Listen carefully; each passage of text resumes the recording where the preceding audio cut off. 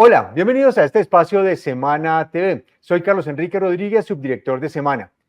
Finaliza el año y con él pues vienen las expectativas de lo que viene en el 2024 y viene también la tradicional cuesta de enero con los aumentos en lo que vienen los precios y la indexación de algunos servicios y productos. Para mirar qué va a pasar con los precios y con cómo nos va a recibir el 2024, nos acompaña un experto, el doctor Camilo Herrera, fundador de Radar. Doctor Camilo, muy buenos días, ¿cómo se encuentra?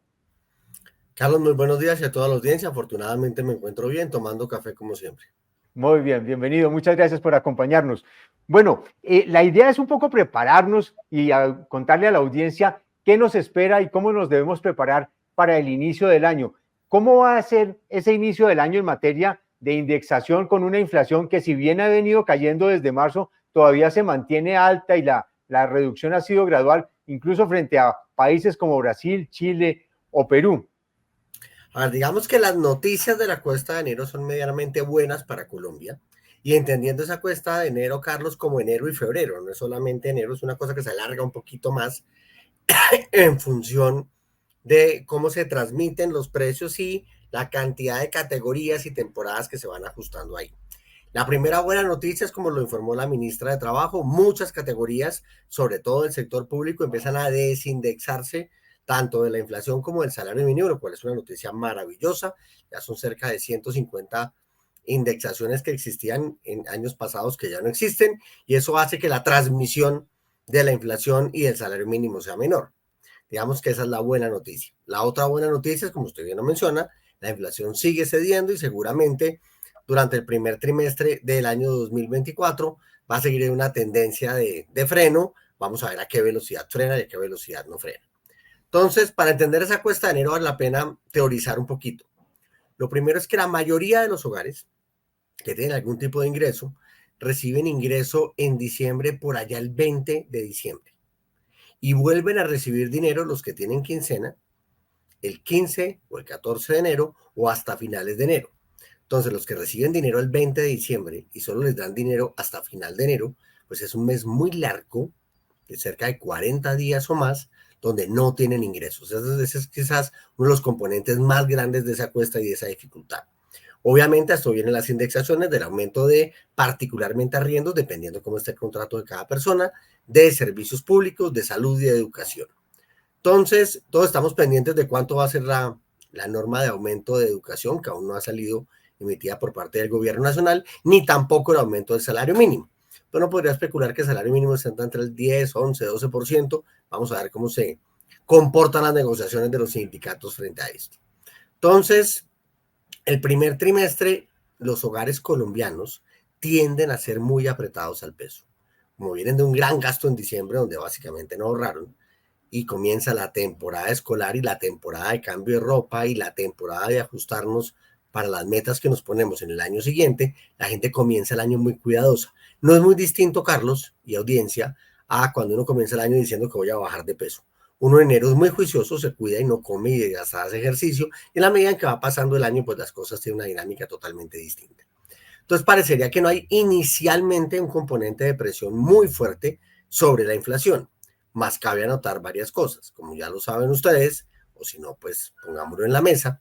En noviembre aumentó un 10% el costo en salida de planta de los productos ultraprocesados de alimentos, y aumentará un 5% adicional en enero del año 2024, lo cual hará que esos alimentos denominados como ultraprocesados presionen la inflación al alza, y son categorías que son de compra frecuente en todos los hogares, van a sentir el golpe de una manera directa.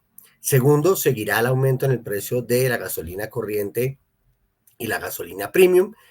Según lo que ha declarado el gobierno, puede que durante el primer trimestre sigan dándose aumentos, y todos estamos pendientes de cómo se va a transmitir el aumento de precios del diésel, que eso sí le pega a toda la cadena logística del país, y no solo afecta a alimentos, sino inclusive afecta los precios del vestuario en todo el país, porque la ropa hay que moverla en camiones por todo el territorio nacional.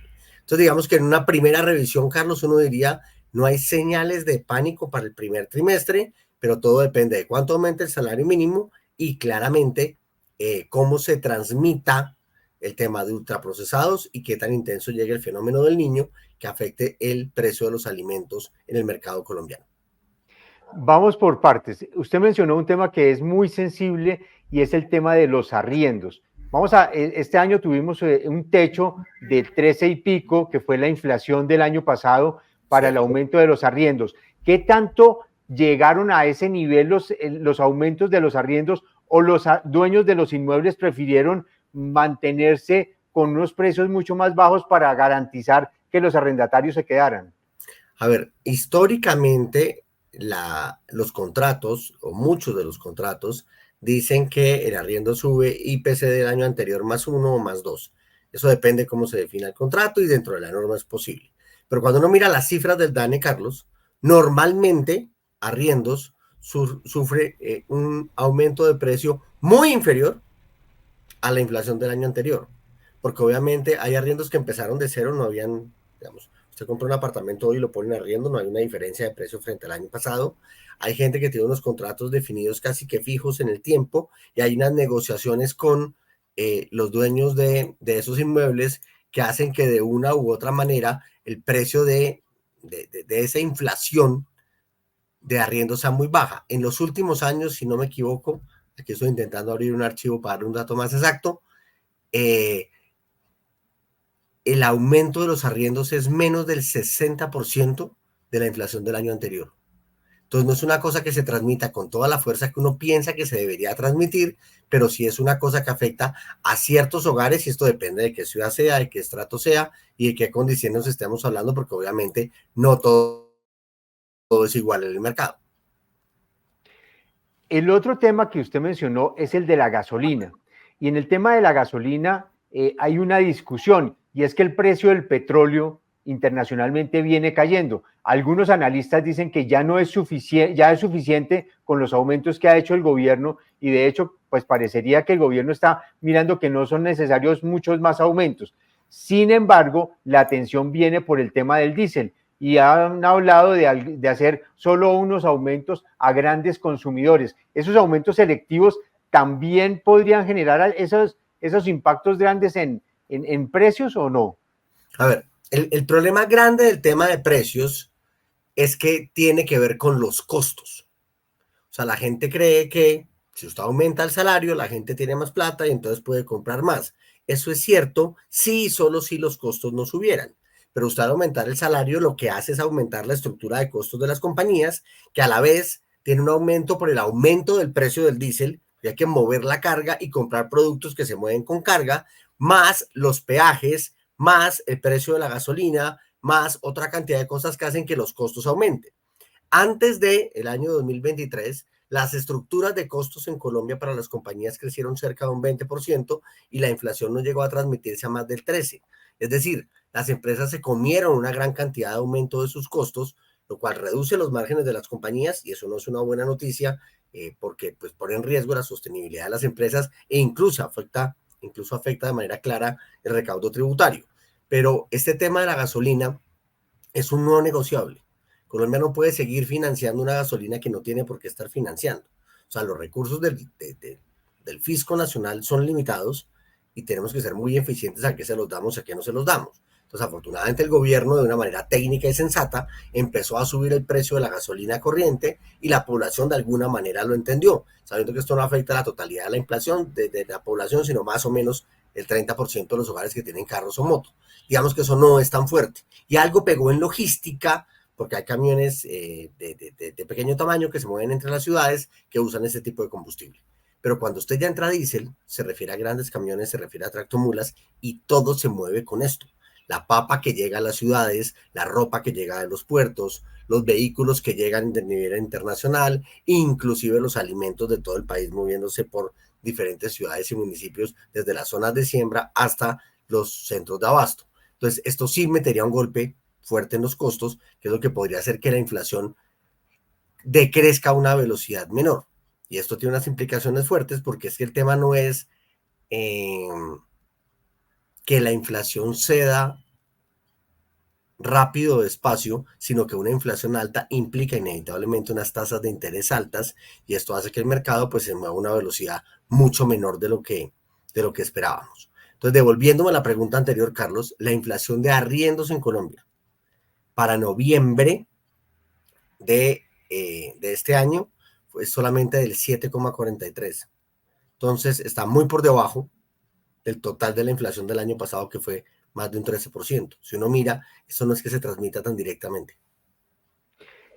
El otro tema, y es donde pues hay una gran preocupación, es en el tema de las tarifas de servicios públicos, particularmente en el tema de energía. Y ahora, pues con el tema del fenómeno del niño, habría alguna preocupación. ¿Ustedes cuál es el análisis que le hacen al tema de tarifas y particularmente de tarifas de energía?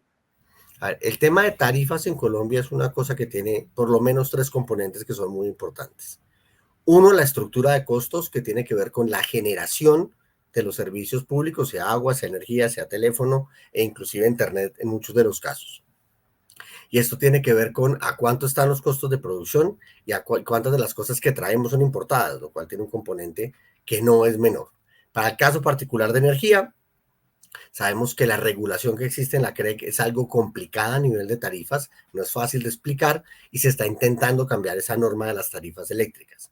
Pero hasta que esa norma no se cambie, pues dependemos de si estamos usando energía hidroeléctrica o energía termoeléctrica. Esto suena extraño y suena complejo, pero Colombia tiene cerca de un 65% de su generación eléctrica para viviendas y para empresas desde hidroeléctricas, es decir, dependemos del agua. Si el fenómeno del niño nos quita el agua porque los embalses están bajitos, pues conseguir energía va a ser más caro y hay que prender las termoeléctricas que funcionan con carbón o con gas y ese kilovatio hora es mucho más costoso. Entonces esto llegaría con unos costos más altos a los hogares y a las empresas. Insisto, hay que diferenciar los dos contextos, porque los hogares pues sienten un golpe en el bolsillo, pues que las empresas sufren un golpe en sus costos de producción que se transmite a todos los hogares y los hogares no se dan cuenta porque llega vía precios y no vía tarifa de servicios públicos. Y segundo está el tema de la estratificación. La presencia de los estratos socioeconómicos en Colombia hacen que solo 2 de los 4 estratos, que no alcanzan a ser más del 10% de la población en Colombia, financien el resto del sistema, lo cual pues, no se puede hacer y lo termina financiando el Estado. Entonces, el tema de los servicios públicos tiene que ver con no solo las condiciones climáticas, el tipo de cambio, sino con que básicamente hoy por hoy el gobierno subsidia mucho de estos aparatos y hay que ver si tenemos los recursos para seguir haciéndolo y esto seguramente va a ser uno de los debates fuertes en 2024 y 2025.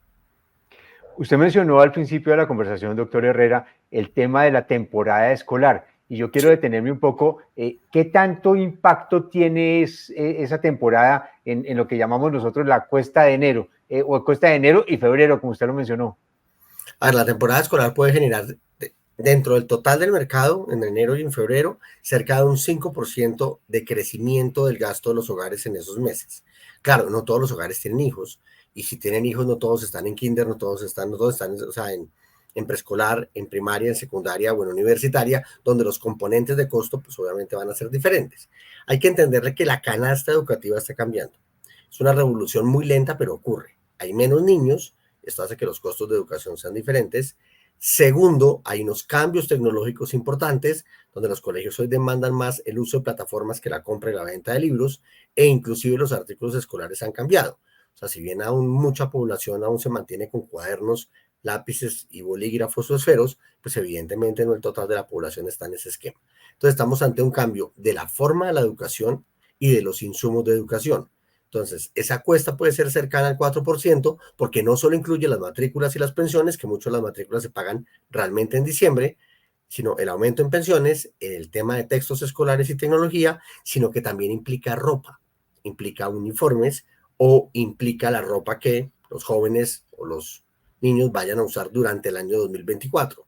Que esto depende si tienen uniformes o no tienen uniformes. Entonces, la canasta escolar es mucho más amplia que simplemente pagar una pensión y comprar un esfero. En el tema educativo, ¿hasta dónde se pueden aumentar las pensiones y las matrículas? Es decir, ¿eso indexa inflación, lo que autoriza el Ministerio de Educación? Ese es el secreto, es lo que autoriza el Ministerio de Educación. El Ministerio de Educación tiende a sacar un decreto donde dice autorizamos un aumento hasta del tanto por ciento de las pensiones de educación primaria, de educación secundaria, de educación superior.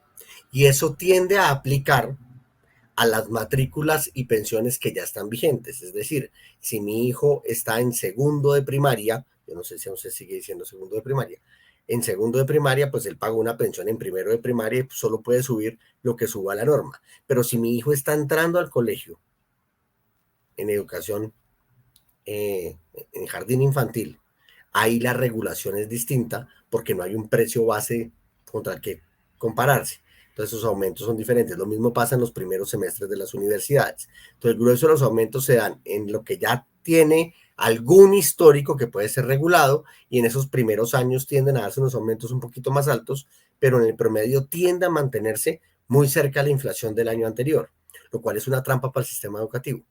Porque si usted aumenta los costos de el valor de la educación, solamente la inflación del año pasado, digamos que en el 2023 la inflación acaba en el 10%, Carlos, y usted aumenta todas las pensiones un 10% el otro año, si los salarios aumentan un 12%, las instituciones educativas quedan con un problema, porque en salarios tienen que pagar más, pero no reciben el mismo aumento de ingreso y eso va reduciendo el margen y la capacidad operativa de las instituciones educativas. Entonces no es una decisión fácil de tomar y cada organización pues tiene que hacer unas productividades cada año muy fuertes para ser en lo posible más eficientes ante esas dificultades que se han presentado, que no es muy distinto a lo que ha pasado en el sistema de salud y todo lo que hemos visto en los últimos 6 meses. ¿Qué precios se indexan a salario mínimo? Usted arrancó hablando de las decisiones que había tomado el gobierno, Sí. desindexando temas, pero digamos, dentro de lo grueso que a la gente en el bolsillo le toca, ¿qué sigue indexado a inflación? ¿Qué sigue indexado a salario mínimo? Mayormente lo que no se refiere a gastos públicos, a gastos del servicio público, es decir, está educación, está salud, están los arriendos, algunos servicios públicos, puede estar tecnología, todo el tema de celulares, de internet y cosas de estas están vinculadas o a inflación o a salario mínimo, dependiendo de lo que sea. Ahí hay un tercer indicador que hay que tener presente, que es la VT, que es la unidad de valor tributario, que es la tercera indexación que tiene la economía, y ya muchas cosas están usando la VT como referencia. Pero mayormente el salario mínimo tiene solamente que, tiende a impactar temas públicos y obviamente de salarios, por lo tanto estructuras de costos. Pero la inflación es el que está más indexado, sobre todo en las estructuras de servicios que tienen los hogares, como los arriendos, los servicios públicos, la salud y la educación. Ese tema es súper importante el que usted acaba de mencionar y es que la decisión del salario mínimo le pegas a la estructura de costos, pero esa estructura de costos es una cadena, una cascada que impacta todo. Exacto. Por ejemplo, en ese debate, metámonos en camisa de 11 varas. Sí, ya entrados en gastos.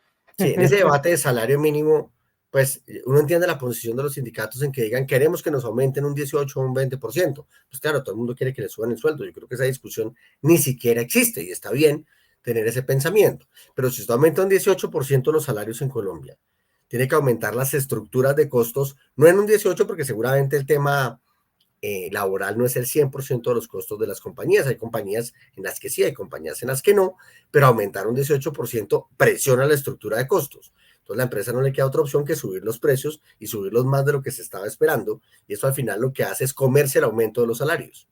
Entonces, en esto hay que encontrar un justo equilibrio muy cuidadoso para que las cosas funcionen bien. Por eso digo que un buen ejemplo es el sistema de salud en el año 2023. La famosa unidad de capitación de la que tanto se habla tuvo un aumento muy relacionado a la inflación del año anterior, pero los salarios del sistema de salud, los arriendos y demás subieron mucho más que la UPC. Y al subir mucho más que eso, pues desbalanceó el sistema de salud. Es que hay que tener muchísimo cuidado con las decisiones que uno toma hacia futuro, porque tiene que entender que el comportamiento de los precios tiene que ir en la misma tendencia del comportamiento de los costos o va a poner en problemas financieros al generador del producto o del servicio. Esto ha pasado en educación en los últimos años, ha pasado en salud, ha pasado una cantidad de cosas y si en este momento hacemos un aumento de salario muy alto, entramos en problemas en todo el sistema. Imagínese solamente el sistema de salud, que es uno de los temas más candentes de la opinión pública en Colombia. Usted va a subir los costos de la UPC seguramente para el próximo año, pongamos un número cualquiera, la inflación de 2023, un 10%, un 11, un 12, pero los salarios los sube un 18%. Entonces le tiene que pagar mucho más a los médicos, mucho más a las enfermeras, pero no recibe el ingreso. Eso hace que no sea viable ningún sistema de salud o ningún sistema de educación o ningún sistema productivo público o privado. En eso hay que tener un cuidado gigantesco en encontrar el mejor equilibrio posible en un aumento de salarios para que los costos de las empresas no se vean afectados, no suban los precios y al final lo que haga usted es generar inflación y no beneficiar en el mercado a nada.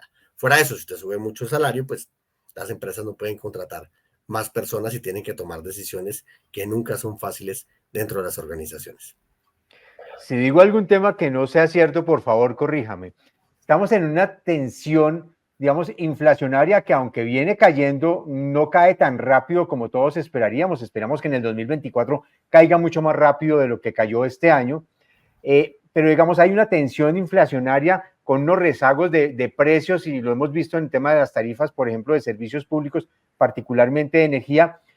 Por un lado, esa tensión, pero por otro lado, una tensión en el crecimiento de la economía donde la demanda se ha visto resentida y donde no hay unos motores de crecimiento que nos estén impulsando. Y uno ve que el primer trimestre del año entrante va a ser un trimestre un poco complejo, en donde algunos analistas prevén que el crecimiento pueda ser negativo, no por nada distinto a la base de comparación con el del primer trimestre de este año, que fue relativamente bueno con un crecimiento del 3%. ¿Cuál es el escenario que usted ve en esa posible tensión que se esté generando allí?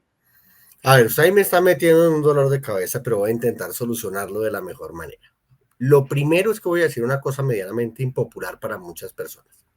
Cuando uno mira los indicadores económicos de Colombia en 2023, a excepción del crecimiento del Producto Interno Bruto, que ahorita es negativo, pero en 12 meses sigue siendo positivo, el mensaje es que los indicadores son buenos.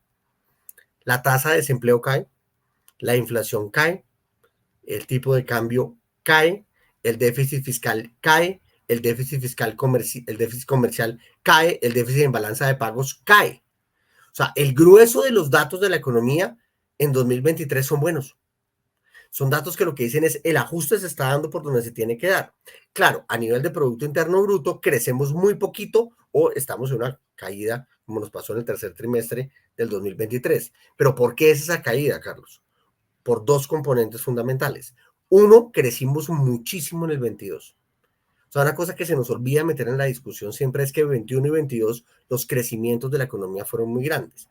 Y en muchos de los casos, el mercado, usted, yo, mi mamá, una cantidad de gente, anticipó compras en 2022 que iba a ser en 2023 para que los precios no fueran tan altos y las tasas no fueran tan altas.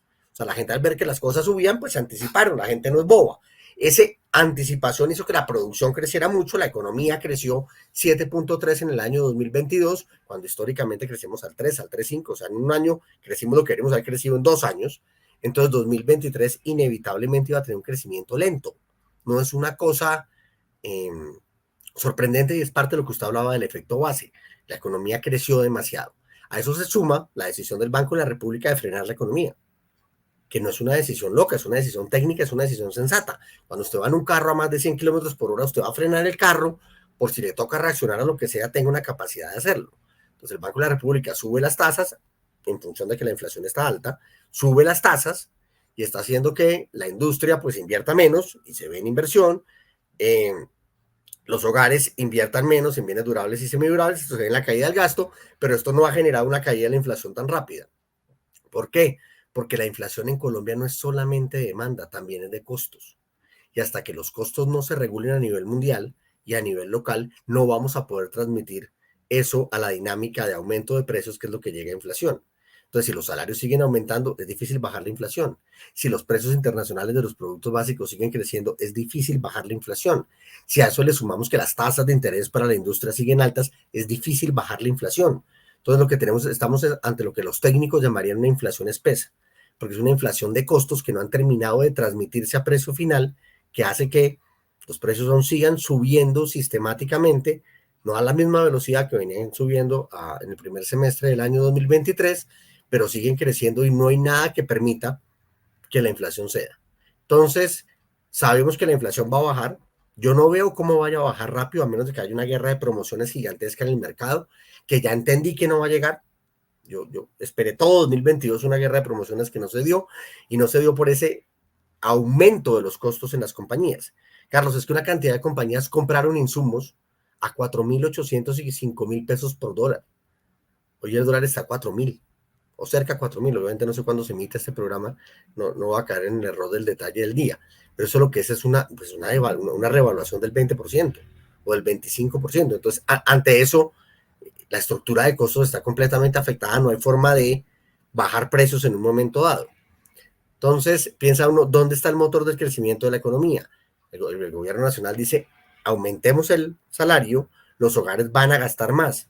Si usted aumenta el salario, los hogares no van a gastar más necesariamente, porque no todos los hogares están vinculados a salario mínimo, ni todos los hogares van a conseguir empleo, porque la industria no va a poder contratar gente con un costo del salario tan alto. Son cosas, digamos, medianamente lógicas, donde hay que complementarle el discurso al señor presidente. Y segundo, es muy importante entender que si usted aumenta mucho los salarios, pues van a subir los costos y van a subir los precios. Entonces, si uno en 2024 quisiera tener una economía creciendo, tiene que prender motores. ¿Qué motor puede emprender? La inversión pública. Hasta el momento no hay grandes licitaciones, pero digamos que se podría inyectar dinero en vías que están quietas de 4G y de 3G, y desafortunadamente están enredadas en problemas judiciales, pero también se podría meter dinero por subsidios que el gobierno no ha entregado este año, y quizás el mecanismo más claro y que más comúnmente hemos hablado todos es el tema de subsidios a la compra de vivienda, que fue una cosa que en 2023 se quedó quieta. Entonces el mercado en 2023 se quedó esperando la inversión del gobierno, se quedó esperando los subsidios del gobierno que no llegaron, pues el mercado se frenó. Si la lógica del Banco Central es frenar la economía para frenar la producción, frenar el consumo y por lo tanto frenar la inflación, usted necesita desde el gobierno una política contracíclica, y el gobierno no está haciendo esa inyección de dinero ni en inversión ni en gasto público, porque su ejecución es completamente baja durante todo el año 2023. Hay un paréntesis en el tema de la vivienda y particularmente la vivienda de interés social. Súmele que sube la vivienda de interés social con el salario mínimo. O sea, uno podría decir que en los últimos 3 años la vivienda de interés social subió más del 30%. Están esos problemas, pero también hay que considerar que detrás de la estructura de construcción de vivienda las cosas son más caras. El acero es más caro, el cemento es más caro, la mano de obra es más cara. Hay componentes que tiene sentido que sea más caro. Fuera de eso, la tasa de interés hipotecaria en todas sus formas también está más alta. Entonces, no estamos ante la crisis de 1997-1998, porque muchos de los créditos hipotecarios que la gente ya tenía estaban con tasas fijas y muy pocos con tasas variables. Si hubieran estado todos con tasas variables, pues la gente no hubiera podido pagar simplemente su crédito hipotecario, estaríamos en ese boom de dación de pago que tuvimos hace más o menos 25 años. Pero aprovechando que el mercado es distinto, uno dirá que pueden haber herramientas para dinamizar la economía. O sea, yo entiendo la lógica del Banco Central de frenar la economía, y si yo estuviera en la junta del banco, cosa que no me interesa, hubiera votado también por tener las tasas donde están. Más desde el sector público hay cosas que sí se pueden hacer, como dinamizar el mercado.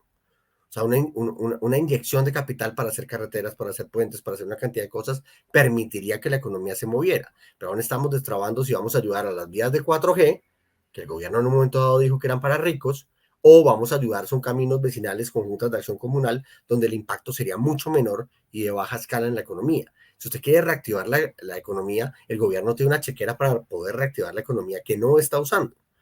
A esto hay que decirle otro tema, Carlos, y qué pena traerlo a la mesa, pero siento que es un tema que vale la pena que los medios económicos exploren, y está bien la propuesta de los sindicatos de subir los salarios un 18%, está bien la propuesta que hacemos muchos analistas del 10, del 11, pero más allá de ese debate, cuánto quede el salario mínimo y cuánto suban los salarios, eso es un número que va a quedar. Supongamos solo por ejercicio académico que sube el 18%. Las pensiones solo van a subir el 10% porque fue la inflación causada. Y va a haber una brecha gigantesca entre la persona que es pensionada y la persona que tiene un salario mínimo, y ahí se viene otro problema social en 2024. Ok, ok, muy buen punto. Para finalizar, doctor Herrera, una recomendación para la gente arrancando este año con indexaciones de casi 10% en materia de inflación, y con sueldos de casi 40 días por esperar y recibir. No quiero ser demasiado coloquial, pero quiero dejar un mensaje tan contundente que la gente lo entienda. Cuando uno entra al baño, siempre primero mira si hay papel. Y yo creo que una de las cosas que nos debemos preparar es que cuando uno va a hacer algo que siempre pasa, pues tiene que anticiparse a lo que va a pasar. Enero siempre llega, pero la gente en dinero se gasta, en diciembre se gasta toda la plata y en enero no tiene plata.